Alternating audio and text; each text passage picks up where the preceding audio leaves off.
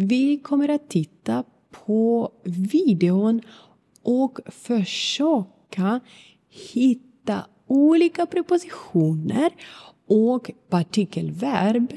Så din mästare åt dig att säga det också? Sa det mästare åt dig. So, to you. So, åt dig is also the preposition. I hope you are counting how many prepositions or partikelverb we are going to find in this video.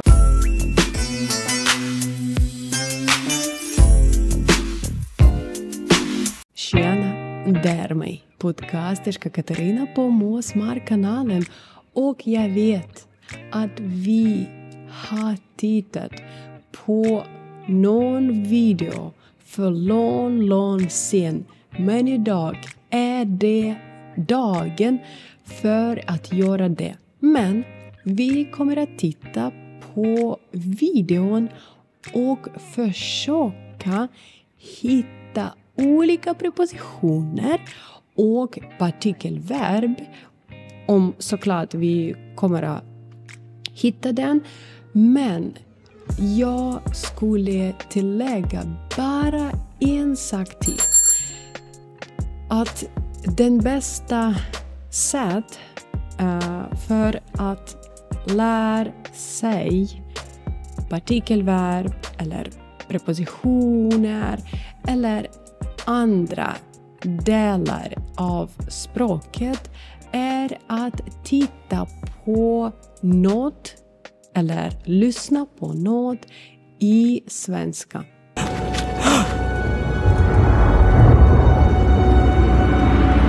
På! Du lever! På, du lever. På, you're alive. But also just a little bit of reminder that lever is the verb. And of course here I translate it as you're alive. But if to do the exact translation, like literally, then you would translate it like you live. And you remember that there are two verbs that mean live. One is to att bo, and the other one is lever. So, att leva. Kakos. Så ja. På, du lever. So på, you live. You're alive. And as you have already got, I hope, that we are going to go on watching animation film Panda Kung Fu that we have already watched. So if you have not watched the first part or the beginning of this animation cartoon, I would recommend you to go by the link in the corner and check this video. Okay, so we go on. Snälla, jag gjorde ett misstag. Snälla, jag gjorde ett misstag. Snälla, it's please. But you remember, I hope you remember that in Swedish language we don't say please so often. When we want to ask someone to do something, we would rather add tack in the end. And snälla is used when we want to stress the situation, and in this case we would use snälla. So then she says, jag gjorde ett misstag. So I made a mistake. I think it's very nice phrase to learn together, because some phrases that we need to learn to use in the foreign language, we need to learn as a phrase, not like to do and then mistake. We need to put it together and learn it as a phrase. So, gör ett misstag. Make a mistake. So again, she says, snälla, jag gjorde ett misstag. Samma här. Samma här. So, the same thing here. Again, such phrases, the same as in English or in some other languages, I recommend just to learn by heart, because some things we do need to learn separately, but some things you will learn and understand just picking up the phrase all together. Jag litade på dig. Jag litade på dig. Again, he says, jag litade på dig. So we make a stress on the verb, and it means that this is not a particular verb, so it's a phrasal verb, and we will translate it as a normal verb plus preposition. So we have here, once again, jag litade på dig. So I relied on you. Again, we need to remember that when we want to say that we rely on someone, we will use preposition på and verb litar. But in the other way, you can translate this phrase as I trusted you. So, jag litade på dig. I trusted you, or I relied on you. Förlåt mig. Förlåt mig. I'm sorry. And I think that you know this phrase, because one of the first phrases that we learn it is how to say hello, goodbye, how to ask what is someone's name. And then we face with the phrase förlåt, or maybe not förlåt. We face with the phrase ursäkta mig. And now maybe it's good to explain that we don't use förlåt mig and ursäkta mig as in interchanging phrases. They are used for different reasons. So, ursäkta mig we use when we want to say the same like in English, excuse me, or when we want to refer to someone and we say ursäkta mig, or we want someone to kind of move out of the way. Now I get this song in my brain. Move! Get out the way! Get out the way! Get out the way! So you will say ursäkta mig, and then you will pass this person because, for example, this person is on your way. And förlåt mig we use for saying I am sorry. So when you do, or when you did, or someone has done something wrong, you say förlåt mig. So I am sorry. And I think that one more phrase that we need to include into this apologizing speaking is the phrase I apologize. So we have excuse me, which is ursäkta mig. Then we have I'm sorry, which is förlåt mig. And the last phrase that I would like to add on for you is I apologize, which in Swedish will be jag ber om ursäkt. So I ask about apologizing. So we move on. Sa din mästare åt dig att säga det också? Sa din mästare åt dig att säga det också? So, has your master said this to you to say it as well? So again, sa din mästare åt dig? So, told the master to you. So, åt dig is also the preposition. I hope you are counting how many prepositions or particular verb we are going to find in this video. So it's very interesting. Hon är inte min mästare. Hon är inte min mästare. So she is not my master. She is none of my master. It's just good thing to remind that I've done a video devoted to plural form in Swedish language, and I mentioned that all the nouns that finish with are, so mästare, for example, in this sentence, And in plural, this word, this noun will stay the same. So once again, hon är inte min mästare. Jag har lämnat henne för gott. Jag har lämnat henne för gott. I have left her for good. Again, we have jag har lämnat henne för gott. So I have left her for the good. Det är sant! Det är sant. That's truth. And once again, for example, this phrase, that's true. We are saying this, we use this phrase quite much. So it's good to learn whole phrase, but not try to split the sentence into in different words and then try to put it together when you want to say this phrase. So learn sometimes. It's better to learn the phrase. So the same as we just, as kids, of course, it's a bit hard to maybe understand how it works, but it is the way how kids learn the language. They just learn the phrase and later on they get to know that, oh, this is the verb, this is the noun, this is the adjective, and so on.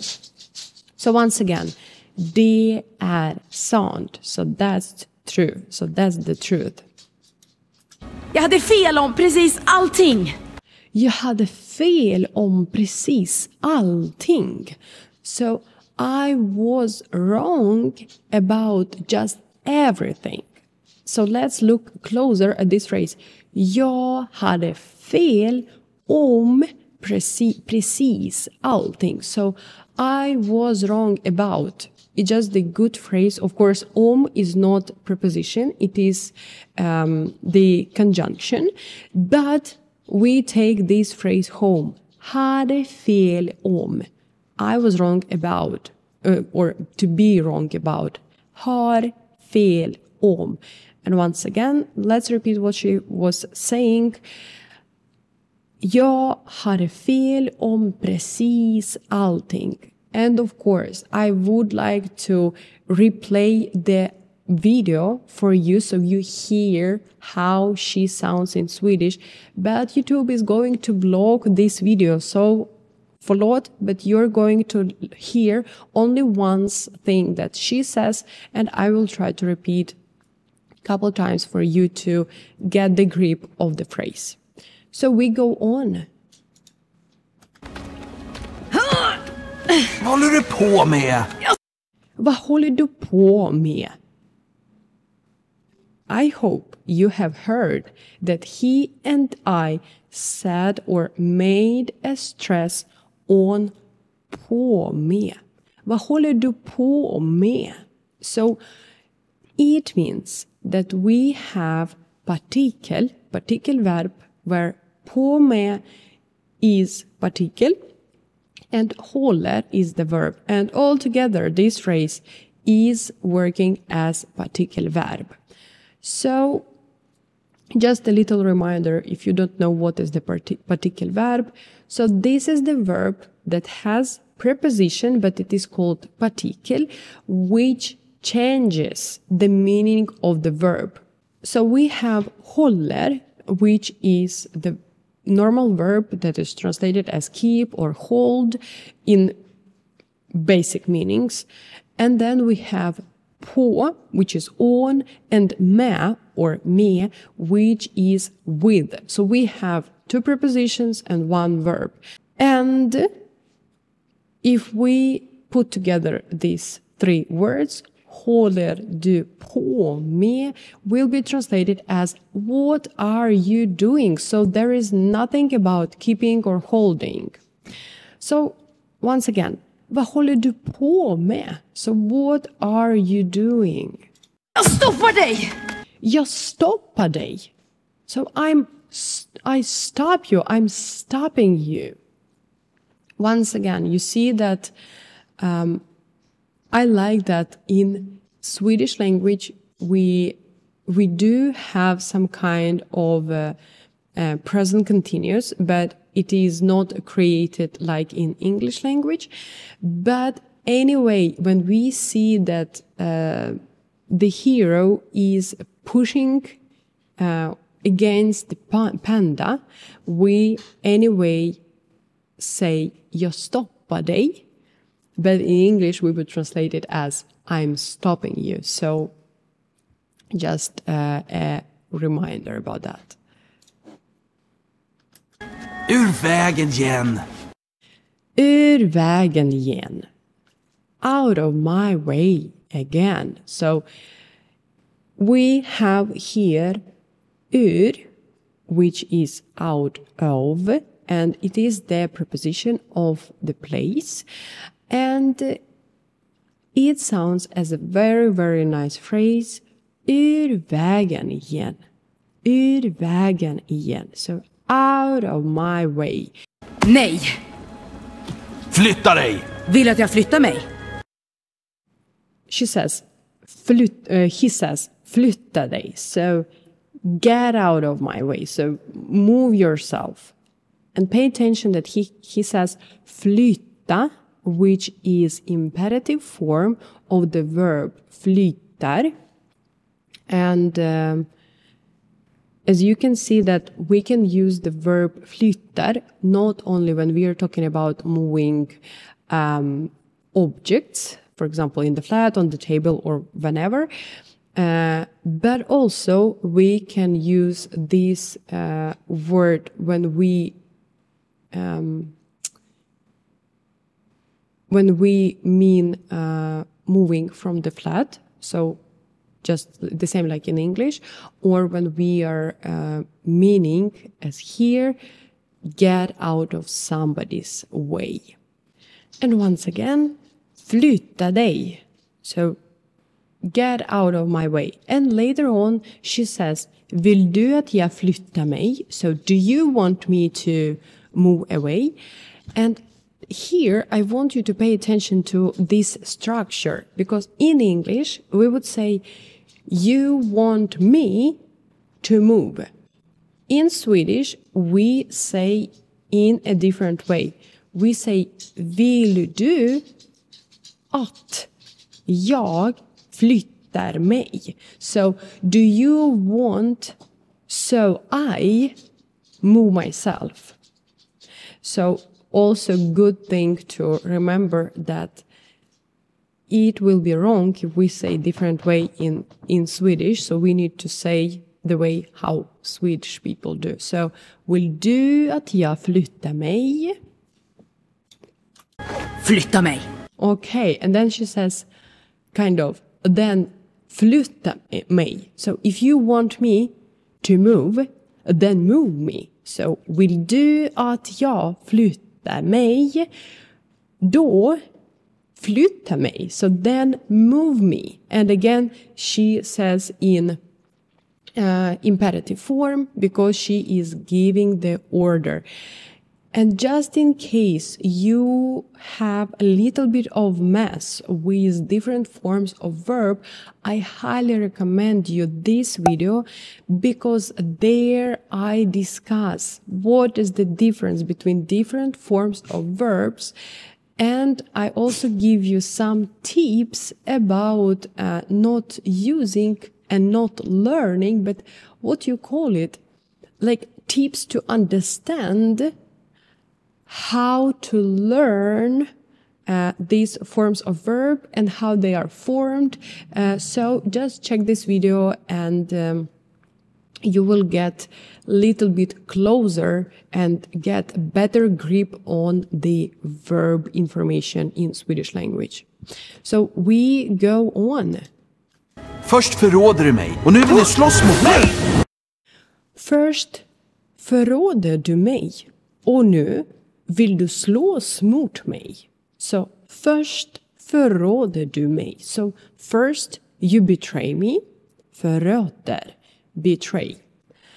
Och nu, and now, vill du slåss mot mig.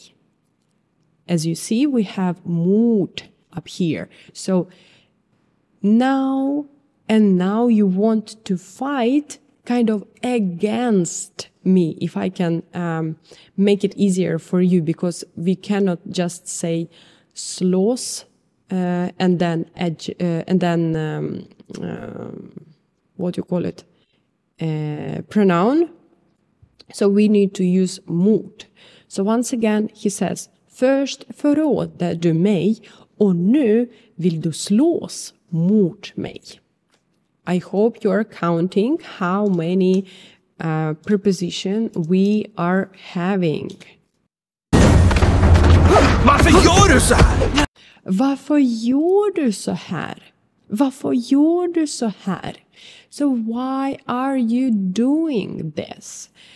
And here, I want to pay attention to two things. First, it is that this is the question, special question, and we use verb at second place. You remember that in Swedish language, wherever happens, of course, there are different situations, but verb is at second place. And second thing that I want you to pay, actually two more things, that he says inte varför, he says varför. So we skip letter er. And then he says gör du så här.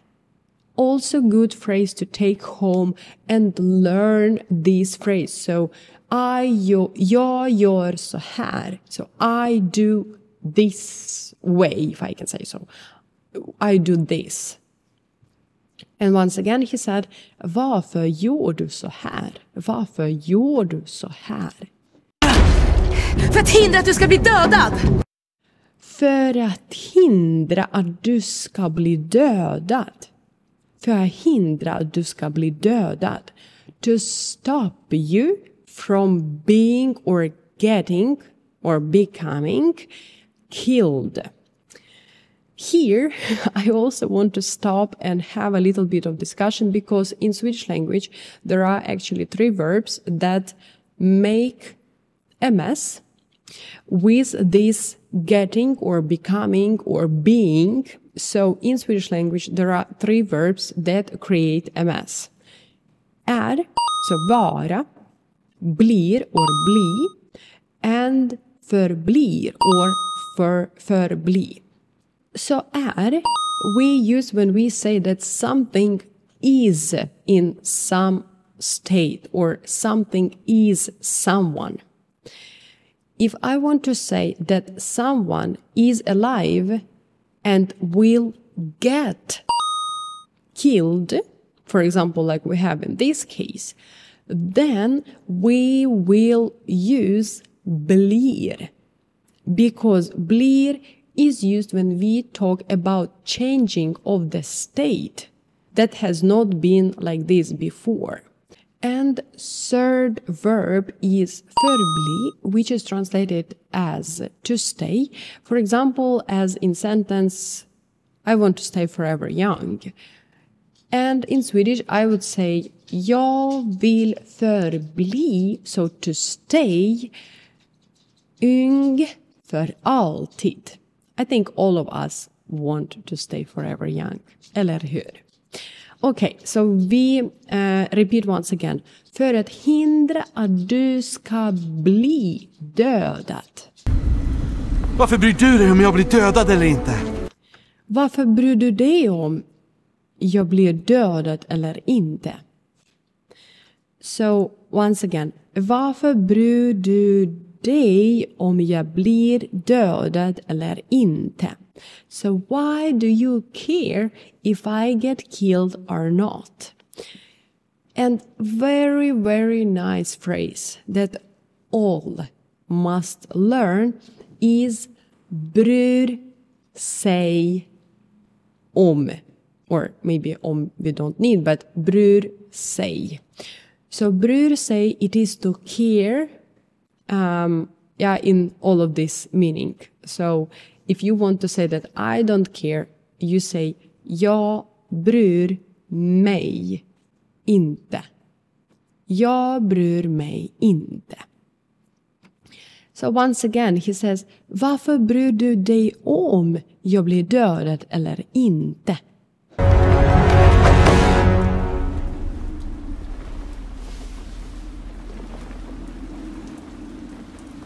Snälla Poe. Låt mig bara få göra en sak rätt. Snälla på. Låt mig bara få göra en sak rätt. So please, Poe, you see she uses snälla because she wants to stress that she is begging him. Please, Poe. Låt mig bara få göra en sak rätt. So please let me make one thing right. Låt mig bara få göra. So let me just do one thing right.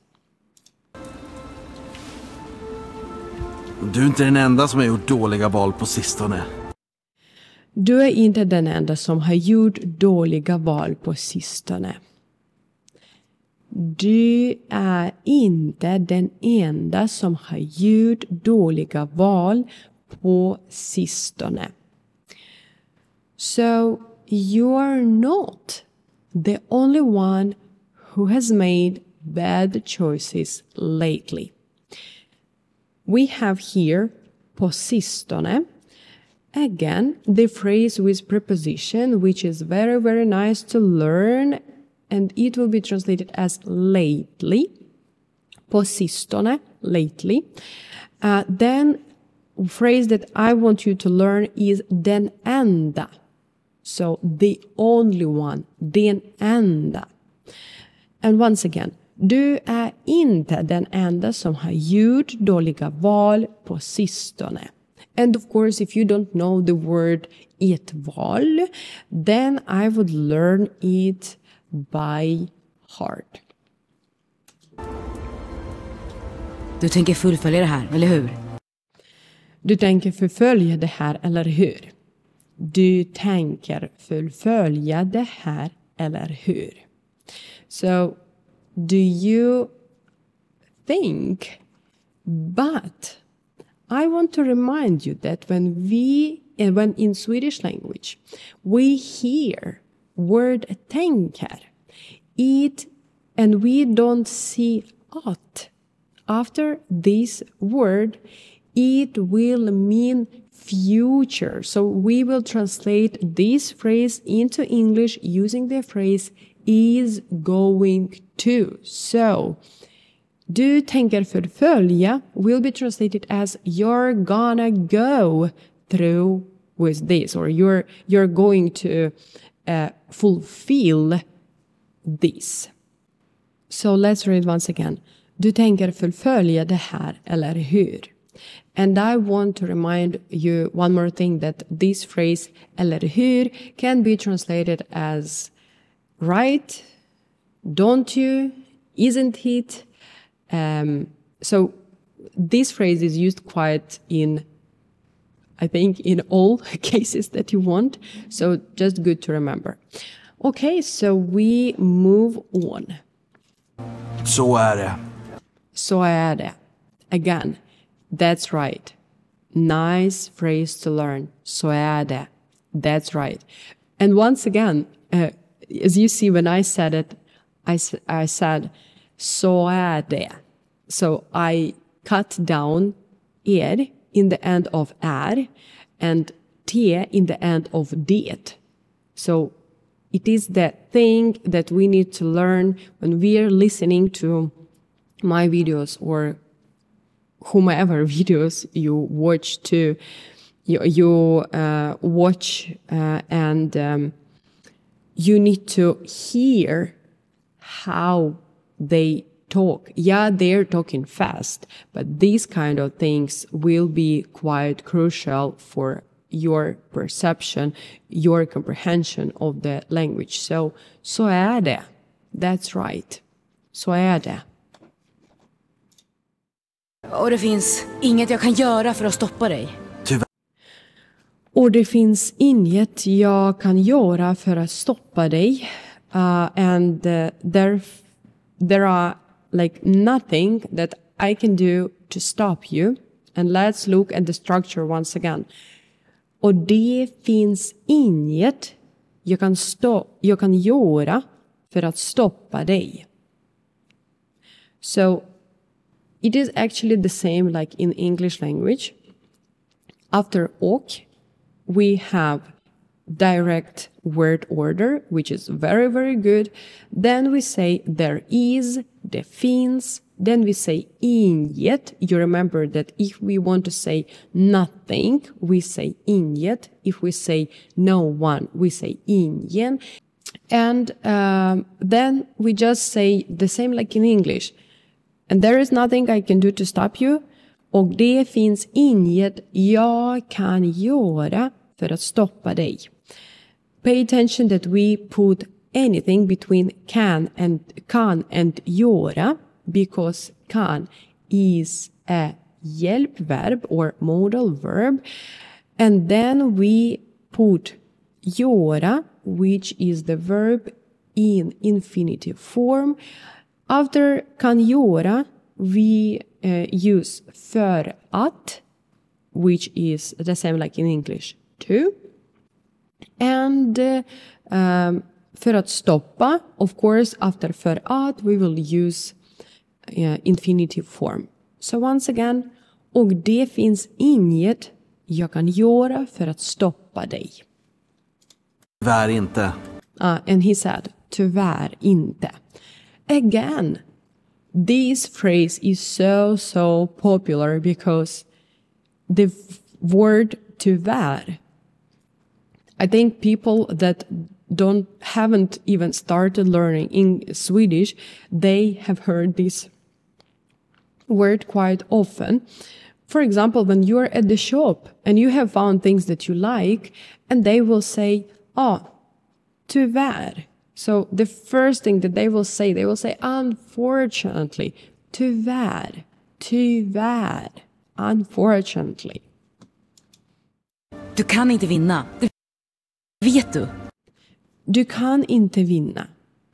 Det vet du. So, du kan inte vinna. So, you can't win.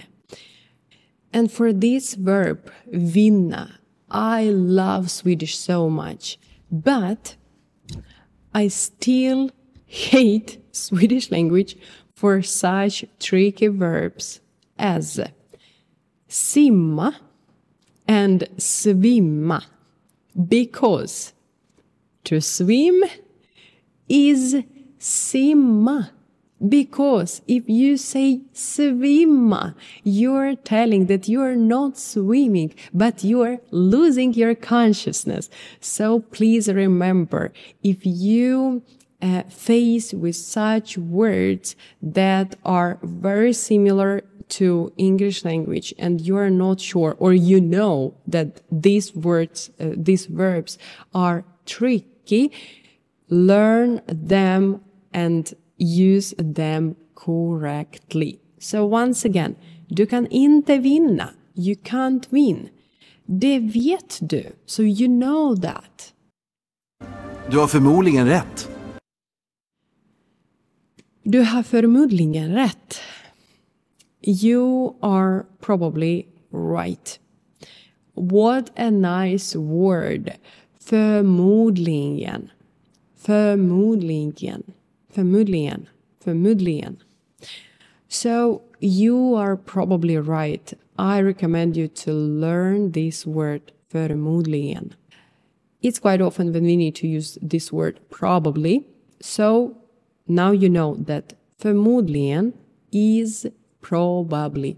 Du har förmodligen rätt. Men jag måste försöka. Men jag måste försöka. But I have to try. Jag måste försöka.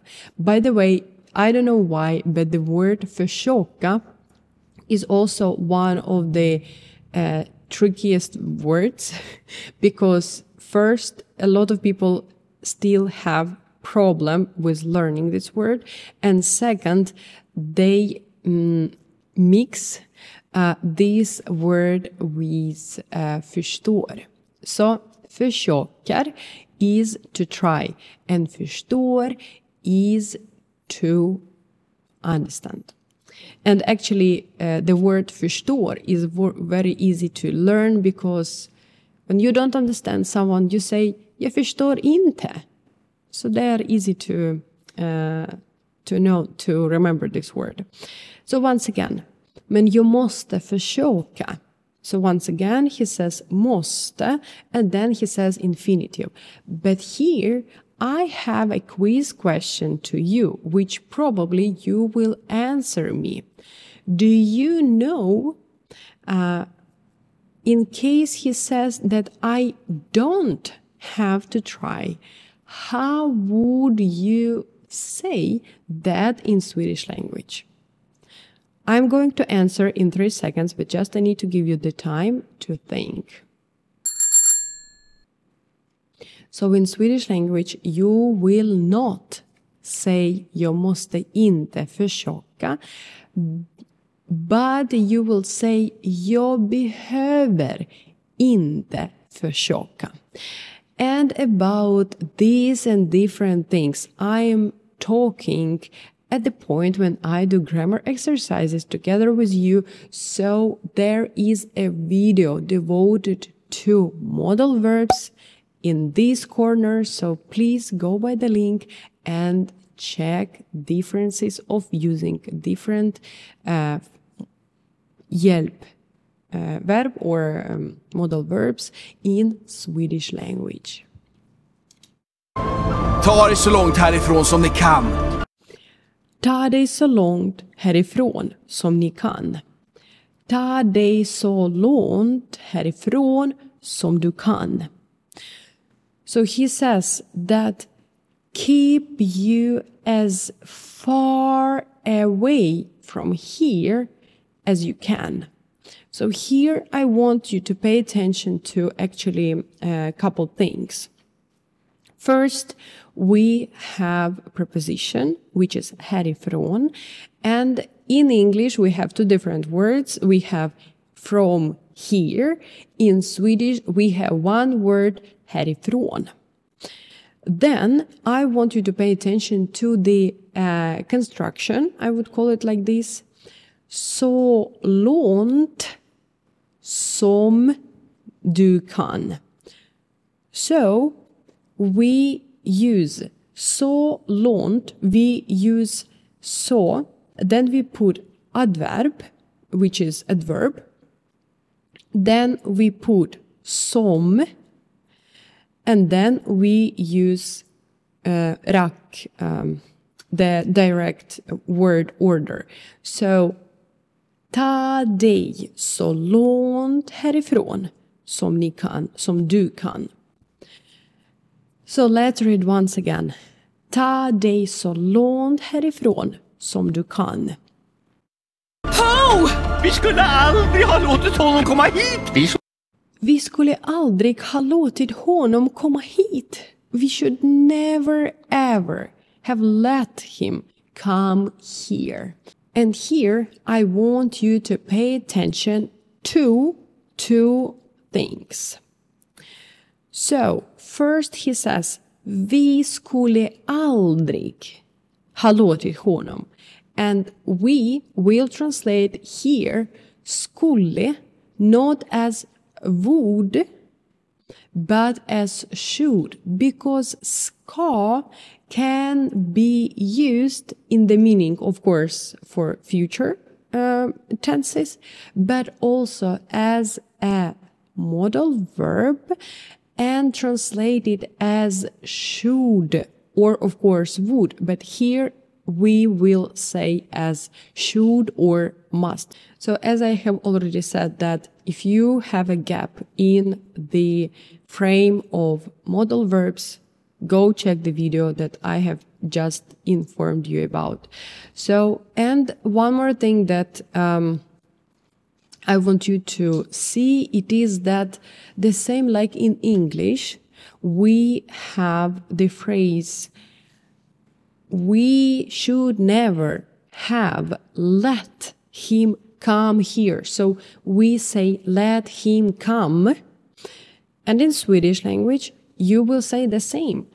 Låt honom komma. So we will also skip any at that probably could be used. But as long as person knows English, there will be no problems with actually avoiding extra words in the, not the words, but the prepositions in front of different verbs and so on, because sometimes it is the same like in English. In Swedish language, it is the same like in English language.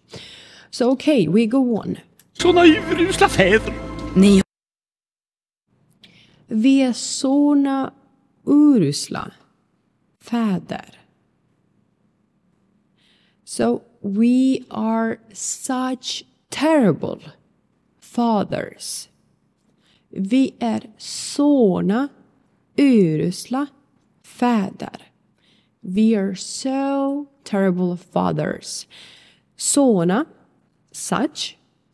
Then we say urusla in plural form, because you remember if we have fäder, so fathers, then we put in plural form the adjective. So, good word to remember, urusla, terrible. Ni har åtminstone inte ljugit och förrått honom. Nej. Ni har åtminstone inte ljugit och förrått honom.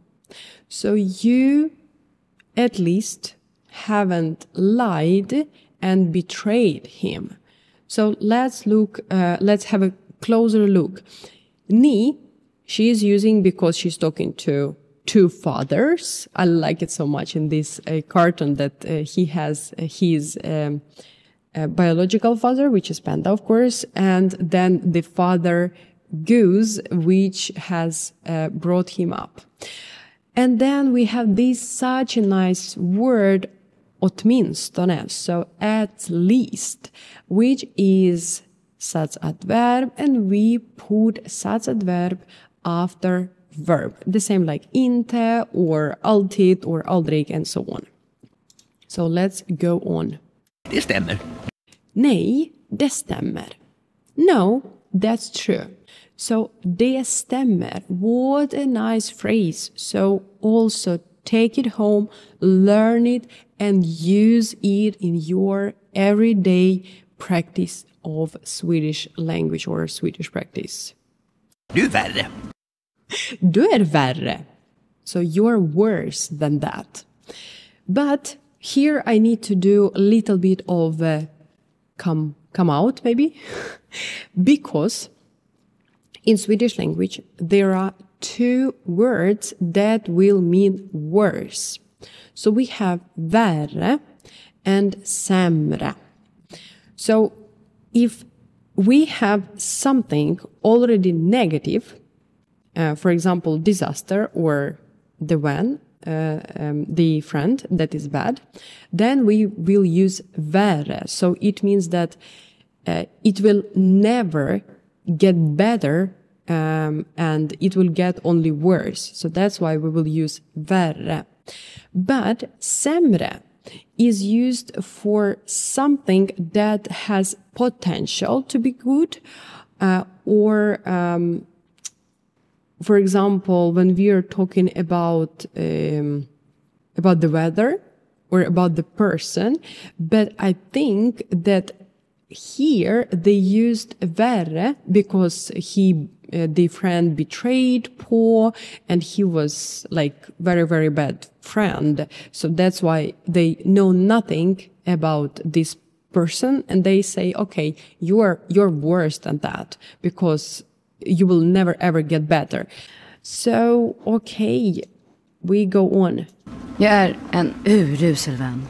Jag är en urusel vän. So I am a terrible friend. What a nice thing that during kind of last, maybe 1 minute of this film, they 2 times said this word, urusel. And there they said urusela föräldrar. Inte föräldrar, they said fäder. Vän, det är lite väl generöst, eller? Vän, det är lite väl generöst, eller hur? Friend, that sounds a bit generous, isn't it? So it's a bit of sarcastic But anyway, he says, det är lite väl generöst, eller hur? So, this is a bit generous, isn't it? Vi kan väl bara ge upp? Vi kan väl bara ge upp. So, we can just give up. And here, we get a particle verb, which is ge upp. And we make a stress on a particle, which is the preposition that is standing after the verb, and it will be translated as give up. And again, you see it is the same like in English. Ge upp, give up. So let's repeat once again what he says. Vi kan väl bara ge upp. Kapitulera. Kapitulera. So we can just surrender. Kapitulera. What a nice word. Kapitulera. Surrender. Surrender. Inte låta honom göra det ensam.